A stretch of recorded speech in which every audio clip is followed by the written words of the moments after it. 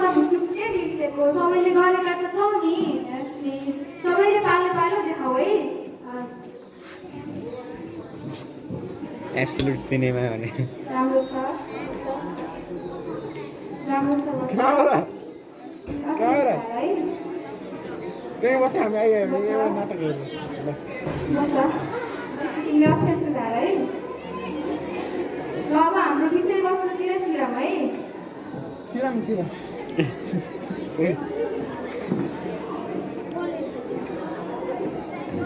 नाटकमा के चाहिन्छ सङ्गीत लाग्छ बालविवाह भनेको के हो नि राम्रो प्रश्न सोध्यौ ल बच्चा बालविवाह भनेको 20 वर्ष मुनिको विवाहलाई भनिन्छ र यो एक कानुनी अपराध हो 20 वर्ष मुनि बालविवाह गरे भने के हुन्छ धन्यवाद नानी धेरै राम्रो प्रश्न सोध्यौ र सबैले सुन है सर्वप्रथम त बालविवाह एक कानुनी अपराध हो र बालविवाह गर्ने गराउनेलाई कानुन बमोजिम सजाय हुन्छ र यो बाल अधिकारको हनन हो यसले गर्दा आर्थिक पारिवारिक समस्या निम्त्याउन सक्छ र सानै उमेरमा पढाइ पनि छोड्नु पर्ने हुन्छ र उमेर नपुगी बच्चा जन्माउँदा यसले गर्दा आमा र बच्चा दुवै मृत्यु पनि हुन सक्छ सबैले बुझ्यौ आज यहीसम्म गरौँ बाँकी भोलि गरौँला है थ्याङ्क यू क्लास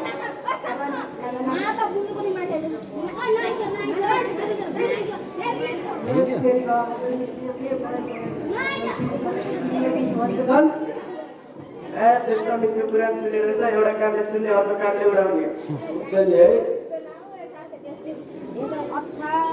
र तपाईँको बहिनीको साथी हो म मिलाइदिन्छु चिन्ता लगाउन ल तर कसैले नभन्नु है ल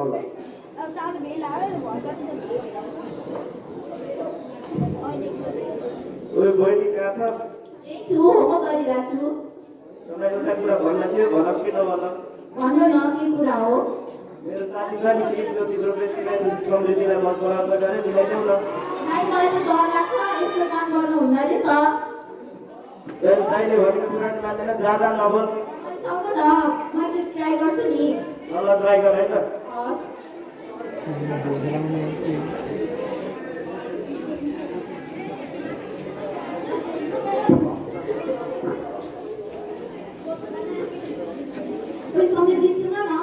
भन न तिमीलाई एउटा कुरा भन्नु थियो भन न सिकाउनु होला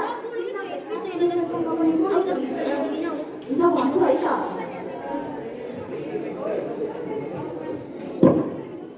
हुन्छ भन न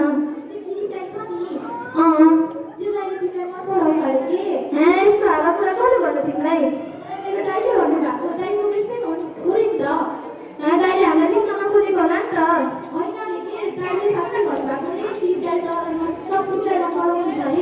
यस्तो काम त नगरौँ भो अस्ति भर्खर म्यामले पढाउनु भएको 20 वर्ष नगरी विवाह गर्न हुँदैन अरे यसलाई कानुनी अपराध पनि भनिन्छ अरे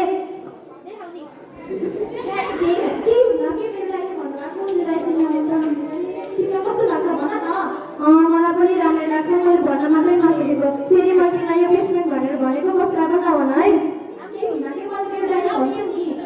मलाई त लास्टै डर लागिरहेको छु है हस्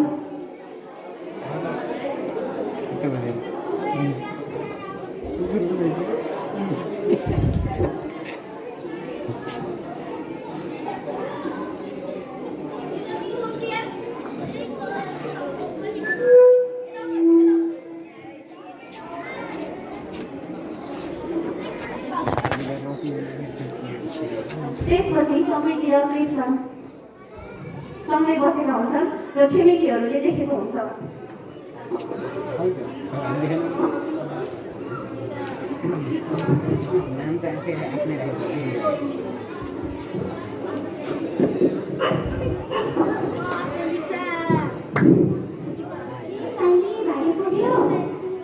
पुग्नै आँटिसक्यो म घर जाम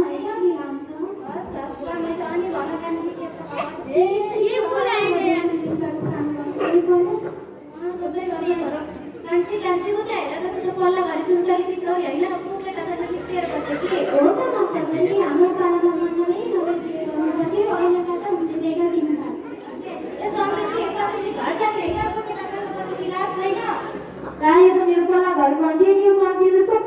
घरमा सुनाउँछ तिमी पनि जाऊ म पनि जान्छु है।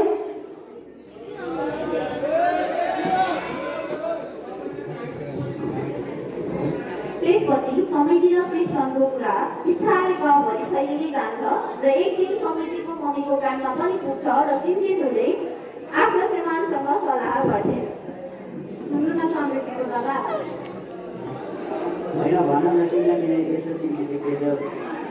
आई नगरी भनौँ हामी छोरीको त गाउँभर के हल्ला चलेको छ नि। के हल्ला चलिरहेछ र? हामी छोरीको त पल्ला घरि स्यामीको छोरासँग के चलेको रहेछ।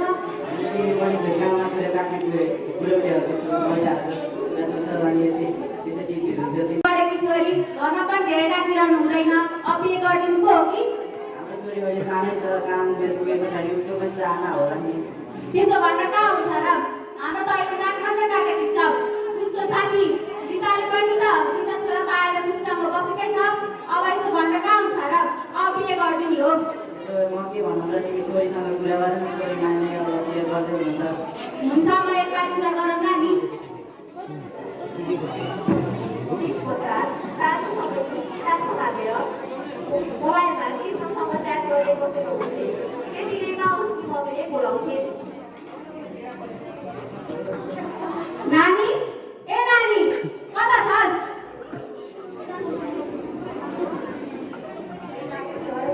अझै यो केटी चाहिँ कहाँ गइरहेकी? खै बस्छस्? के गर्दैछस्? केही नै हाम्रो यहाँ गुरुमा के आएको रहेछ त्यही हेरेर। खाली चाहिँ मोबाइलको ठाडो हेरेर बस्ने। कतै त पढे लेखे नि हुने नि। सुन केटी, तिम्रो त गाउँभरि के हल्ला चलेको छ नि। के हल्ला चलेको रहेछ राना? तेरो त पल्ला घरि स्यामीको छोरासँग के चलेको रहेछ। के भन्नुभयो आमा? यस्तो नचाहिँदो कुरा नगर्नु है मेरो अगाडि आएर। आमाले चाहिँ कहाँ जल्छ र? हुर्के गढेकी छोरी घरमा पनि धेरै राखिरहनु हुँदैन। तेरो त हामी के गरिदिने हो? कुरा गर्दैन। आमा म बिहे गर्दिनँ है। अस्ति भर्खर नानी पढाउनु भएको 20 वर्ष नगरी बिहे गर्न हुँदैन अरे। यो त बाल अधिकारको खण्डन हो अरे नि त। यो त एक कानुनी अपराध पनि हो अरे। ल कानुनी बेला यस्तो सोचेको थिइस्? अहिले आएर त्यस्तो गर्न हुन्छ? तेरो त बिहे गर्दिन, कहिले माने मान, नमाने नभन्। तेरै साथी गीताले पनि त तिनवटा छोरा पाएर कुटीसँग बसेकै छ। आमा अरूको कुरा सुनेर भयो त? अरू घोडा चढे भन्दैमा म धुली चढ्न जाउँ त? खुब जानी माउभन्दा तलबाट हुने बस्नु नगर है केटी। तेरो त माने मान, नमाने नभन्। अब त बिहे गर्नु नै काम थियो। आमा बिहे गर्दैन है। धेरै केटी कहिले माने नभन्, मेरो गरिदिन्छु। आमा जेसुकै गर्नु। ए भगवान्, अब त मान्छे केटीहरूलाई केही भनेरै नहुने। आमाले कुरा सुन्नै नसके। तिनीहरूको त्यसपश्चात घरबाट जबरजस्ती बिहे गरिदिन्छ। केही दिन त वैवाहिक जीवन पनि राम्रो चल्छ, तर बिस्तारै उनीहरू बिच खटपट सुरु हुन्छ र केही अभाव पनि खटिन्छ। अनि घरमा सासूले पनि धेरै काम गर्न सुरु गर्छिन्। सासू छोराले बुहारीलाई भन्न मात्र भयो, काम जति बुढीले गर्न परेपछि कहाँ मरिसक्यो। बुहारी, ए बुहारी, आमा भन्नुहोस्। यता आइज ल। भन्नुहोस् आमा। खाना बस्दै ठिक पाउँछ र तपाईँ ल्याएर त मसँग एक दुई दिनदेखि एउटा कुरा गर्नु थियो। भन्नुहोस् न के कुरा हो? अब त स्कुल जान पर्दैन है, घर बसेर घरको काम गर्ने। आमा यो के भन्नुभएको? अब त झन् मेरो यासी आउँदैछ, म त स्कुल जसरी पनि जानुपर्छ। बिहा गरेर आइस, उही बेला बाहिरमा बसेर तेरो पढाइ सोच्न पर्थेन। अब बिहा गरेर आएपछि त सुखै छैन, घर बसेर घरको काम गर्ने। बिहान बेलुका काम गरेर स्कुल गएकै छु, आएपछि पनि काम गरेकै छु। नानी र मम्मीले सबै काम सकेकै चाहिँ छौँ नि। अन्त नानीले काम गर्ने पो भन्छ। तेरो बाउ आमाले बाहिरमा संस्कार दिएन, तुलासित कसरी बोल्ने? आमा म पनि पढेर तेरा केही इच्छा चाहना पुरा गर्छु भनेर आएको हो नि त। धेरै जाति नभए त फुरुक्क पढ्न बस्ने, काम गर्न बस्ने। नानी पनि त एउटा छोरी हो नि, एक दिन उनी पनि अरूको घर जानै पर्छ। कति मुख खेलाउन जानेकी रहेछ यसले। भने नि घर बसेर काम गर्ने भनेर। ए बाबु स्कुल जाने न हजुर? हजुर नानी भन्नुहोस्। नानी म आज जाँदिनँ। किन भाउजू? भाउजू स्कुल जाने, घर बसेर मलाई काममा सघाउँछ। किन यस्तो भन्नुभयो आमा? झन् भाउजू त अहिले एसपी भयो, भाउजू जसरी पनि स्कुल जानै पर्छ। त धेरै जाति नभए त तँलाई स्कुल जान अबेर भएन त भइहाल। आमा त जहिले यस्तै गर्नुहुन्छ। भाउजू हिजोसम्म जहिले यस्तै हो, के हुँदैन? हो नानी आज म त जाँदिनँ, मलाई अलि सन्चो पनि छैन। हजुर जानुहोस्, भोलिदेखि म विचार गरौँला नि। हुनु चाहिँ भाउजू के हुँदैन,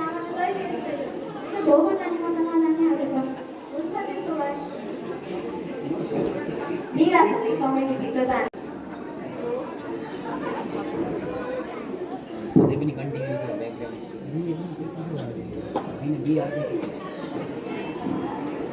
सुन्नु न हजुरलाई एउटा कुरो भन्नु थियो। यो कुरा भन न त्यसको देखिँदो कसैले के भन न तिमीलाई हेर्नु न हजुरआमा त खालि घाँस मात्रै काट भन्नुहुन्छ, स्कुल पनि नजा भन्नुहुन्छ। झन् आज त स्कुल जान नै दिनु भएन। अब पनि त बुढी भइसक्नु भएको छ नि बिहान साँझ सबै काम गर्ने खुसी भइहाल्नुहुन्छ नि हजुर त खालि आमा आमा मात्रै भन्नु। मलाई यहाँले चाहिँ नोकर बनाएर ल्याउनु भएको र हजुरले बिहान दिउँसो सादा काम गर्दैन आमा खुसी भइहाल्नुहुन्छ त अनि न त हजुर के गर्नुहुन्छ, के चाहियो भने पनि सधैँ आमासँग गर भन्नुहुन्छ। पहिला सक्नुहुन्छ भने केही गरेर देखाउनुहोस् न। तिम्रो सासु गरेको कुरा आफै मिलाउ यहाँ मलाई तल तल पहिला केही गरेर देखाउनुहोस् न त। यस्तै हो भने त म भागेर गइदिन्छु अनि बल्ल थाहा पाउला सधैँको घुम्ती त हो नि, पहिला भने केही गरेर देखाउनुहोस् न आमा त। जाऊ आफ्नो काम गर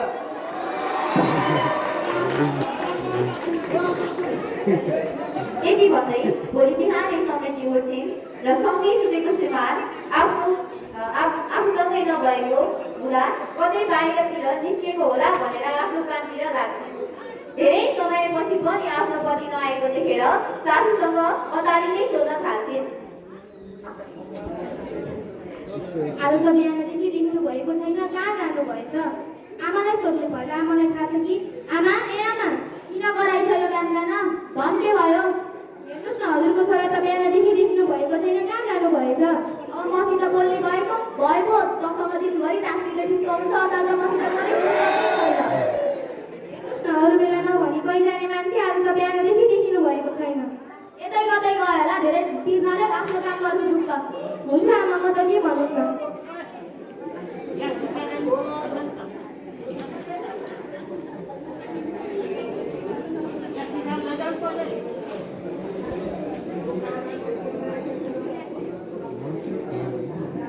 नानी नानी सुन्नुहोस् न। हजुर भाउजू के भयो भन्नुहोस् न। अभी भाउजूलाई त इन्डिया जानुभएछ नि, के भएको थियो भाउजूहरू बिच? केही गन्थन भएको थियो, त्यसैमा निस्किनु भएछ कि खै कहीँ चाहिँ कता जानुभयो जानुभयो? टिटी त हटाइछ नि के भयो के भयो? किन यो पढ्नुहोस् न। अब यो पढ्न जानु त भयो, म उनीलाई तिमीलाई यति हेर्छौ त? त्यस्तो होइन आमा, एउटा मान्छे त दाइट इन्डिया जानुभएछ। लौ नानी मेरो त्यति सानो छोरालाई यो राक्षसले भगाएरै छोड्यो। मेरो छोरा उनीसँग पोखरामा जानु एकलाई कहाँ गयो होला, के गर्दै होला, कता गई त बुहारी?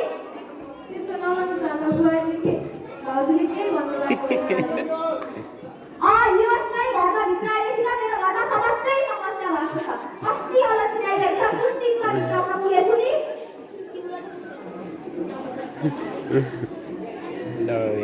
Just looking. भाउजू होइन नन्द रोइसक्यो भाउजू रोइसक्यो यति भन्दै समिति भन्ने कोठाभित्र पस्छिन् र 3 महिनापछि समितिको महिनावारी रोकिन्छ र समितिलाई गर्भवती भएको शङ्का लाग्छ। समिति लगाउँदै नानीसँग पुग्छिन्।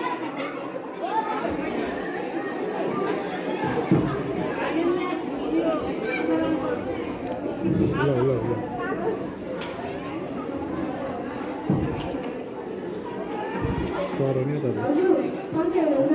Chicken. होइन नि सन्चो भनौँ कि बिसन्चो भनौँ, किन र के भयो त? हेर्नुहोस् न नानी, मेरो त 3 महिनादेखि महिनावारी नै रोकिएको छ। अरू बेला नियमित महिनावारी, अहिले त के भयो भयो। ए यो त गर्भवती भएको लक्षण हो नि भाउजू। ए हो र नानी, त्यसो भए त अब हामीहरूलाई यो स्वास्थ्य चौकी जानुपर्छ। खै अब आमाले भनेको मान्नुहुन्न। आमा त्यस्तै हजुरलाई थाहा त छ, जति मनलाई समस्यामा आमालाई भनिहाल्छु नि। आमालाई नभन्नु के जान दिनु हुँदैन। जान त पर्छ आमा, पर्छ भाउ। आमाले जे भने केही हुँदैन, हजुर जसलाई जानै पर्छ। आमा भन्न के भयो? हजुरलाई त 3 महिना भएको रहेछ, महिनावारी नभएको। ए भनेपछि गाडी त गर्भवती रहेछ। त्यसो भए त भाउजूलाई स्वास्थ्य चौकी लानु पर्यो नि त। पर्दैन, अचारका झाला नाटक मात्र हुने स्वास्थ्य चौकी लान।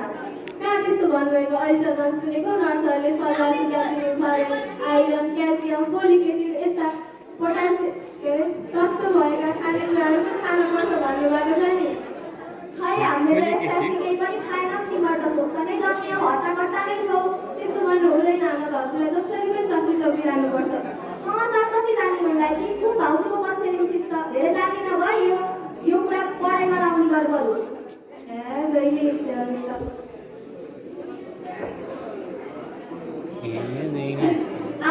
समृद्धिलाई अस्पताल पनि जान दिँदैनन्, क्याल्सियम पनि खान दिँदैनन्।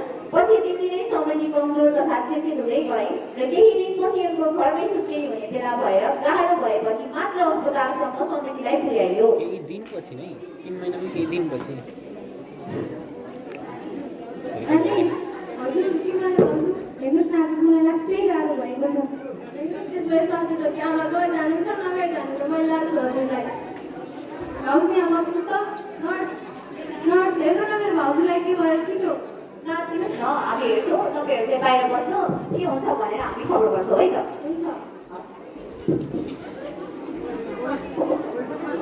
नानी ए नानी हजुर मेरो लागि कता थियो नि हिजो आउनुहुन्छ भाउजू त नर्सले लानु भएको छ उहाँलाई सुत्केरी मेथा लागेर चाहिँ हुनसक्छ नआत्तिनुहोस् न।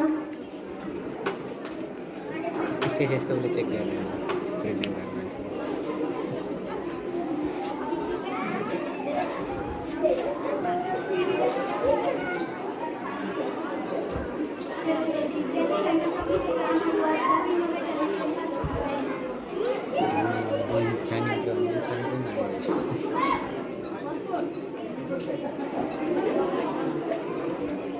लामो रहेछ अस्ति सिस्टर ए सिस्टर मेरो लागि कता पुग्ने मेरो लागि किन आइसक्यो हजुर त भन्नु सिस्टर किन नगर्नु भएको।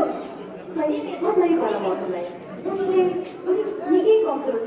यहाँ ल्याउन उनलाई धेरै ढिला गर्यो आमा। उनलाई कुनै पनि कुराको क्याल्सियम जस्ता आइरनहरू केही पनि नखाइएको रहेछ। तपाईँहरूले धेरै ढिला गर्नुभयो आमा, मलाई माफ गरिदिनु है।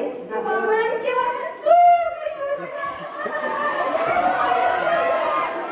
उनले त बुझी कुरा मेरो हजुरले पुरानो भएन समृद्धि भाउजू बिहा गरिसक्नुभयो अब मैले के काम यो सबै हजुरहरूको कारण हो। समृद्धि भाउजूले बिहा गरिदिन भन्दा भन्दै पनि मलाई जबरजस्ती बिहा गराइदिनु भयो अब मैले केही काम छैन।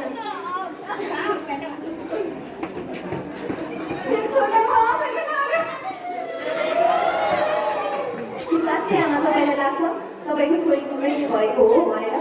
एकचोटि सोच्नुहोस् न, सबै कुरा हामी सिआइडी अर्थात् पुलिस त भएनौँ, नर्स भएर पनि सबै कुरा सोचेर बुझेर जानेर गर्नुपर्दा समृद्धिको मृत्यु होइन हत्या भएको हो र त्यो हत्याको हकदार सबै सबैजना मात्रै हुनुहुन्छ। त्यसैले आजको युगमा तपाईँहरू किन अशिक्षित हुनुहुन्छ? बुझ्नु हुँदैन। तपाईँहरूले बुझ्नै पर्ने कुरा हो। बाल विवाह भनेको हामीले अन्त्य गर्नुपर्ने कुरा हो। यो जुन तपाईँहरूको दिमागमा अझै पनि बसेको छैन, किन बस्दैन? बसाल्नुहोस् न। आज मात्र एउटा समृद्धिको हत्या भएको छ, त्यो पनि तपाईँहरूको कारणले। तपाईँहरूले अझै यस्तै यही बाल विवाहलाई निरन्तरता दिइराख्नु भयो भने हाम्रो आज यो समृद्धि मात्रै होइन, हजारौँ समृद्धिहरूको मृत्यु हुनेछ र तब त्यसपछिमा तपाईँहरू हुनेछ। त्यसैले आउनुहोस्, म मात्र होइन, म तपाईँ र हामी सम्पूर्ण मिलेर बाल विवाहको अन्त्य गरौँ। बाल विवाह अन्त्य गरौँ, अन्त्य गरौँ, बाल विवाह अन्त्य गरौँ, अन्त्य गरौँ, बाल विवाह अन्त्य गरौँ, अन्त्य गरौँ। सभ्य समाज निर्माण गरौँ, सभ्य समाज निर्माण गरौँ, निर्माण गरौँ, बाल विवाह अन्त्य गरौँ, अन्त्य गरौँ, सभ्य समाज निर्माण गरौँ, निर्माण गरौँ। धन्यवाद। बुझ्नु त बुझ्दैन।